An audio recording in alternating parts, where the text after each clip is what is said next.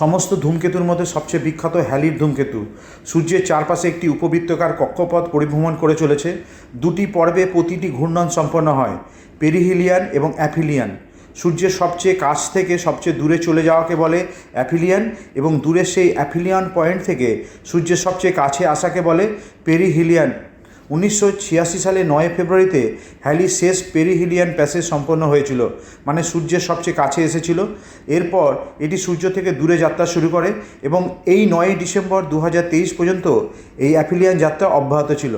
তখন এটি 526 কোটি কিলোমিটার দূরত্বে সূর্য থেকে তার কক্ষপথের সবচেয়ে দূরবর্তী বিন্দুতে পৌঁছেছিল। এই সময় এটি আমাদের সৌরজগতের সবচেয়ে দূরবর্তী গ্রহ নেপচুনের কক্ষপথের বাইরে 75 কোটি 98 লক্ষ কিলোমিটার দূরে গিয়েছিল। এর আগে হ্যালি এই বিন্দুতে পৌঁছেছিল 1948 সালের এপ্রিল মাসে। এখন প্রায় 38 বছর পর হ্যালির ধূমকেতু আবার সূর্যের দিকে যাত্রা শুরু করেছে। কেপলারের গতির দ্বিতীয় সূত্র অনুসারে একটি মহাকর্ষীয় বস্তু পেরিহিলিয়ানে দ্রুততম গতিতে অগ্রসর হয় যেহেতু সূর্যের মহাকর্ষ টানের পক্ষে থাকে, আর অ্যাফিলিয়ানে ধীর গতিতে চলে কারণ এটি তখন সূর্যের মহাকর্ষ টানের বিপক্ষে অগ্রসর হয়। এখন হ্যালির ধূমকেতুর বেগ তার কক্ষপথে ধীরে ধীরে বৃদ্ধি পাবে কারণ এটি পেরিহেলিয়ানের পথে এগোনো শুরু করেছে।